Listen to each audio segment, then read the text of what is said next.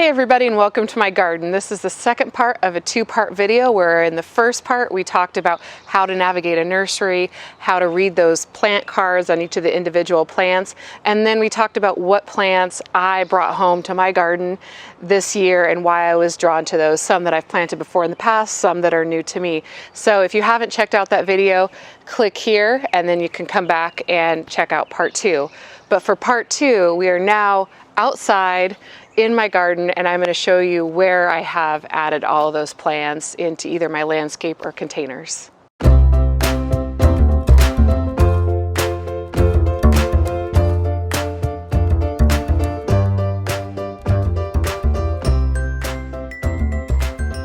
I want to start up here in our shade garden and talk about two of my go-to plants that I plant every single year, and that is the begonia and the geranium.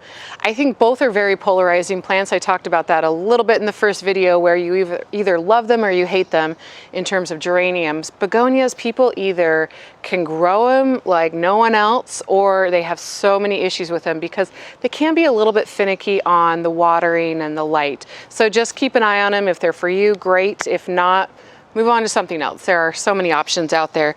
But what I have here in this new seeding area we're trying to establish, where our maple trees have blessed us with a million helicopters, so ignore that.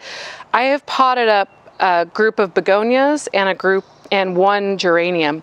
So you'll see that in the top pot with the begonias, those were 3 4-inch pots that I put into one small pot, and they will do just fine. They tend to like being crowded in my garden, I've found, but maybe yours, you want to spread them out a little bit more. In part one of this video, I also talked about how I prefer waxy begonias. So you'll notice that these leaves have a shine and they feel waxy to the touch. Those just are my favorite. Pick your favorites and run with it for sure. But I also show a couple different color options here. So the green leaves with the pink flowers or the deep purple leaves with the pink flowers. Both are great. I put some together in a mix. I tend to also put some just the same color in a mono, which is totally fine too. And then down below is a really cool geranium I found this year. I have never seen leaves in this color with that green variegation, that light green variegation around the outside. And then it's not totally in bloom right now, but it gets these corally pink flowers that are just awesome. So I just pruned back a couple, unfortunately, but I just think that leaf structure is super interesting. Now, this spot doesn't get a lot of sun, but it gets a lot of morning sun. So I'm trying it out, and if it doesn't work, I'll move it. I do want to swing around here to this container that has a rogue maple tree that I have adopted and I put into a container, and I have underplanted it with, again, some begonias with those waxy leaves, and then a couple geraniums, some of these hot pink geraniums just to really pop. And then what I've added in also here for another little bit of color, because I wanted something that contrasted the pinks and the hot pinks, was some yellow. And these are the Proven Winner Super Bells. I think they're called Lemon Slice. They're really cute. But these will mound up a bit, but mostly trail down to the bottom. Again, I'm taking a little bit of a risk here because this is a shady area, but it does get quite a bit of sun in the morning. So I'll keep an eye on it and I'll keep you guys updated on how these progress. Under this other maple tree, I did some more underplanting. Obviously, this one is a lot bigger and a more mature maple tree and in quite a bit larger of a pot. And this also gets even more sun than the other plants we've already talked about. I did something a little bit different in this plant with some of my favorites, where I planted up a couple salvia in the back. So these are some red Roman salvia, and they don't look like much right now, but they will get very full and very tall, potentially up to this first branch if I let it. But all of this green will fill out. It'll get lots of red spikes. And then under that, at the next level, I have a series of begonias, because once this builds up, this is going to get more shade underneath, and especially with the overhang of the maple tree, I wanted to have something that was pretty darn flexible And then in the front, for a really cool pop of color, I have a lemon coral sedum. This is actually a succulent type plant, a sempervitum, and they don't like a lot of fuss. They don't like a lot of water. They like a lot of sun, and that's perfect for this spot. I don't put drip into this pot. It really just gets overhead water, and that has been enough for the tree and anything I've underplanted over the last 3 years. So no big deal at all, but just another good idea if you have a pot with a tree, without a tree, adding in salvia as a centerpiece, your thriller piece of that container. It's a really good idea. They grow large, they're impressive, they bring on the pollinators, and they can take a lot of heat and drought. So a good choice in every situation. As we head down the garden, I wanted to point out some of the plants that I planted up in our last, one of our last videos talking about the salvia, and then these Wizard of Oz Veronica plants. And so I just wanted to walk along here. They're doing really well, keeping them watered as needed, but it's been pretty cool and we've been getting quite a bit of rain, so haven't really needed to do much. This is Winston. He's the newest addition to our family. He's pretty cute.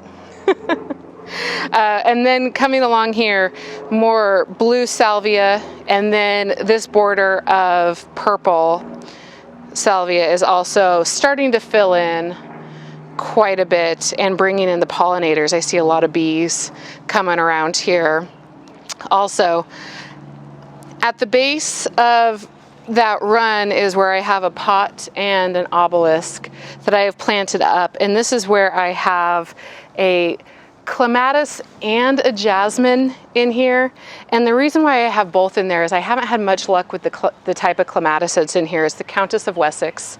I have it here and then up on a deck.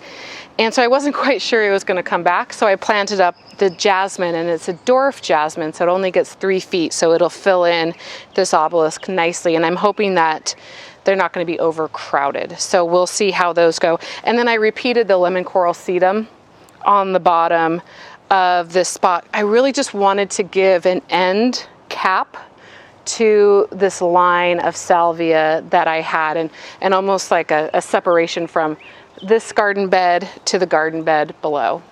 The last spot that I wanted to talk about in this back garden are these 2 hot lips that I planted actually in the landscape and not in containers. I've traditionally only planted them in containers, but they do have the potential of getting really full and large and just attracting so many hummingbirds that I wanted more of a presence for them within the landscape. And I also too thought that they were a really good front to these roses that I have right behind me.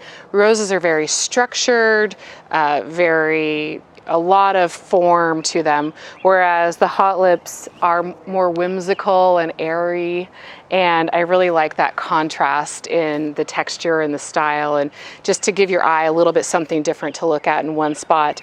And then next to it, I do have a geranium in a pot. Like you saw up in the garden, down here in the garden, don't feel like just because it's a garden bed you can't put a pot with a flower in it. It's a really easy way to add a punch of color in any spot. They're super easy to move around, so if you need to, that's great. I planted this one up because it was early spring, geraniums were hitting the garden centers, and I was desperate for color. It's really all it came down to. So don't be afraid to put something colorful in a pot and place it in the middle of your garden if you just still have a lot of green happening, which I do still have a lot of green happening right now. That will change as the perennials grow and start blooming, but for right now I'm just thankful for any color I can put in here.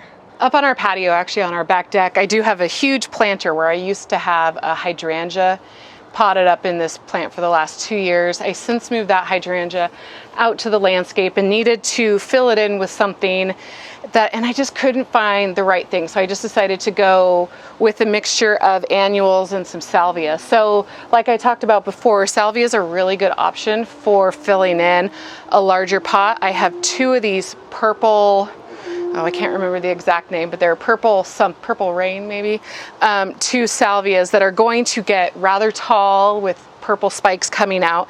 And then I underfilled it with a couple type of Super Tunia. So this is Super Tunia Royal Magenta, which I love that color. And then Super Tunia Vista White. So this one will get large, and I only bought one this year because I wanted to try it out, but I want to see what it does in this pot. So it may just take over and sweep down the deck. Who knows? We shall see what happens. But I also added in some Diamond Frost Euphorbia just to give it a little bit of an airy, fluffy look to it also. So I'll keep you guys posted on what happens with this container. And really, that's the name of the game. Throw it in, see what happens. All right, last on our list is a pot that I set up, and this is a Limelight Hydrangea Standard that I got last year, and I took it out of the pot this spring and placed it in this huge ceramic planter. Underneath it, I wanted a lot of pops of color because these blooms come out white, and then in the fall they fade to a pink color, and they're really pretty. But when this is white, I wanted a lot of color to come out of the base of it, and I thought that would look really striking.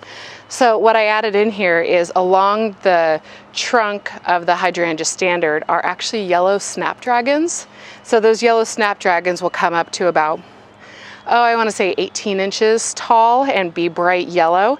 And then underneath I have a potato vine in the front that will go down, and then a Super Tunia Bordeaux, Super Tunia Magenta, and then those repeating throughout. So once this is in full bloom, it is going to trail down the side with color, mound up with color, and it's just going to be totally striking. All right, guys, that's it for this two-part video. I hope you found it very informative. You got some inspiration, some ideas for your own garden, and don't be afraid to head down to your own garden center, find a new garden center, explore all the garden centers in your area. They would love your business right now and your time, even if it's just perusing online, because many of them have moved to an online sales option and doing curbside pickup, or some have started to open with 1 or 2 people at a time. But give them a look online for inspiration,